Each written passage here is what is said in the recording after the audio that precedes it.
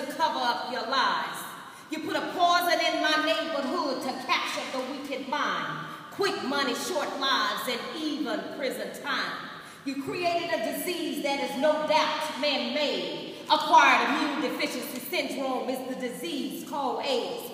You created the numbers in plastic that generate a lot of bills. You got me spending my money on bunnies and Santas that ain't even real. If you are white, don't cringe or feel misplaced. You see, the you in this form can look like any face.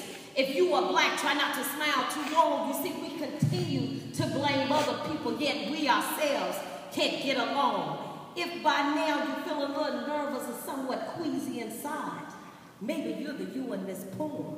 How long will you hide? Come on.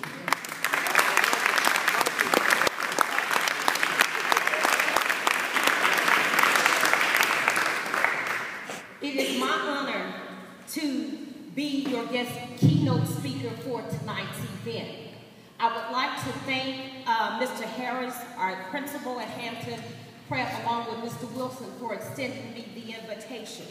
The poem that I just read for you is entitled, Are You to Blame? It was from my first published book back in 1994. And the reason why I chose this particular poem, it goes in line with what our theme, because it speaks to some of the injustices that we as a nation, we as a community, we as families suffer on a daily basis. Now, I'm old school, and before I can continue to speak, there's an old African adage that says before the young can speak, they must first have permission from the elders. I am almost 44 years of age. If there is an elder present that is older than I, if you would grant me permission to speak by saying, you may. You may. You see, it's one thing for us to tell young people about respect, but it's a whole different ball game when that respect is actually demonstrated. But let me also add that there's a disclaimer to granting me permission to speak. If there's anything that I say in my speech that you don't like or you disagree with, don't come see me afterwards, because you must understand it is the elders that granted me permission to speak, so you must see them and not I. Check, check. All right. In keeping with tonight's theme, the time is always right to do what is right. As we come off the heels of celebrating the birth and the legacy, the work of Dr. Martin Luther King Jr., we put before the young scholars here at Hampton Prep the charge, the challenge, the mandate to do the right thing no matter what the situation may be. So let's break this down. If we're talking about time, what we're talking about is right now. We're talking about the present. We're not talking about tomorrow. We're not talking about yesterday. We're telling you and we're asking you young people that now, right now in the present, it's time for you to take your right in history. It's time for you to step up and do the right thing. Just as Martin Luther King Jr. wrote it from the letter from the Birmingham jail, it was never a good time not to do what was right. Just imagine, if you will, during the 1950s, the 1960s, the latter parts of his life. He had to sit in, he had to march, he had to be stabbed, he had to go to jail. He had to do all these things in spite of white America disagreeing, and even some of black America disagreeing with his tactics. So imagine if one man could say that now is the time to do the right thing in spite of my house being burned, in spite of me being stabbed, in spite of me having to sit in and march. Imagine if one man during this era endured all that. Imagine what we can do. Fast forward to 2013. Young people, you have absolutely no excuse not to do the right thing. But the question is, do we know what the right thing is to do? I'm going to give you three. I'm going to take my seats. Number one, the right thing is for you to continuously seek knowledge. The highest, greatest, and the best form of education is self-knowledge. Let me say that again. The highest, the greatest, and the best form of education is self-knowledge. It's not what you're going to get in the walls of Hampton Prep or of yourself as an African child, as a Latino child, as a Caucasian child. It's about understanding who you are, not from 1619 when the slave ships came over, but back when Khepera ruled, back when Imhotep, who founded modern medicine and who was an engineer. It's about understanding the legacy of your people who came before you, who built the pyramids, Khufu, Khepera, and Menkaure. It's about having that understanding of yourself so that when you walk into a school, you walk into a college, you walk into a job, you understand the foundation from which you came. Self-knowledge is your greatest form of education. Number 2, it's about being able to acquire knowledge. You see, the message when I was in school, and I'm certain for many of you, was to go to school to get a good education so that you can get a good job with benefits. Our message to young people today needs to be go to school to acquire knowledge so that you can own your own business. See, look at it like this. There's Felix Jones, who's the running back for the Dallas Cowboys, and then there's Jerry Jones. Who do you think makes the most money?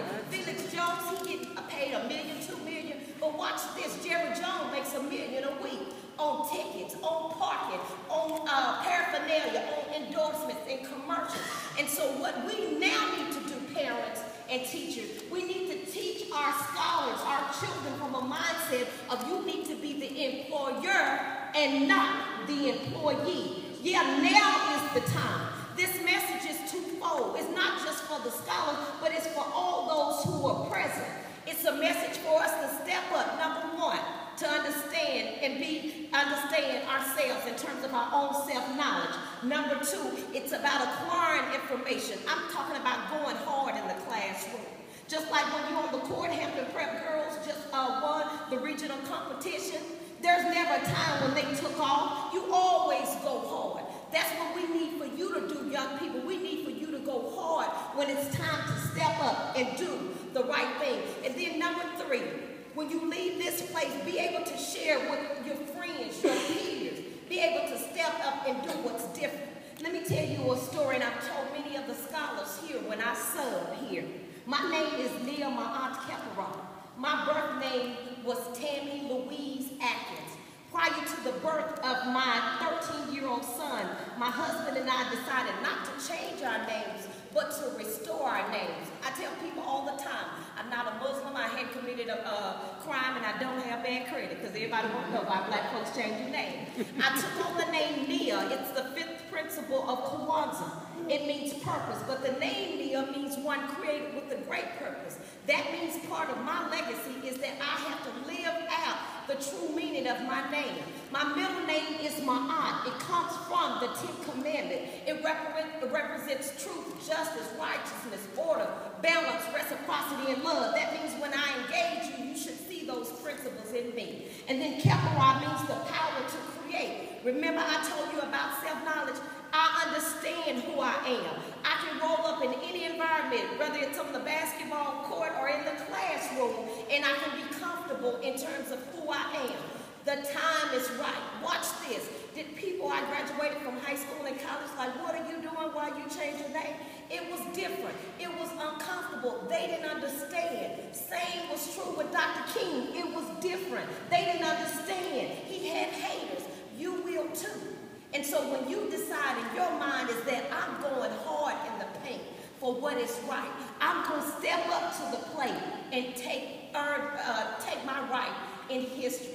This is what we need for you to do. And as you leave here today, you pass on what you have learned from the other scholars that you will hear tonight.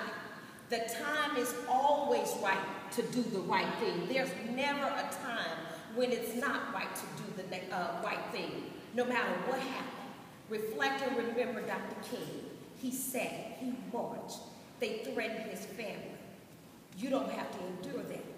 Yours is more systematic and institutional. We need for you to stand up and take your rightful place in history. And so I close with a poem that I close with young people all the time, and it's called I Believe in Me, and it goes like this. I believe in me.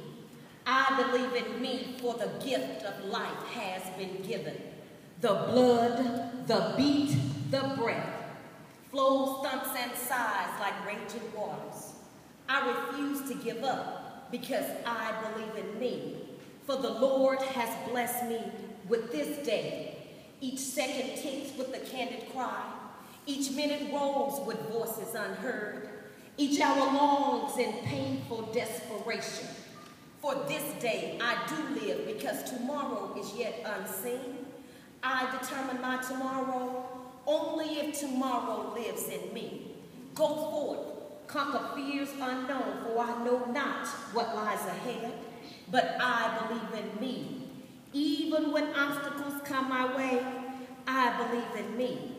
Even when people give up on me, I believe in me.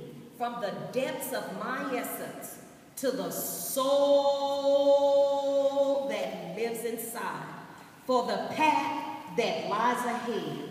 On this day will I move one step closer because I believe not only in me, but also in each one of you. Thank you and God bless.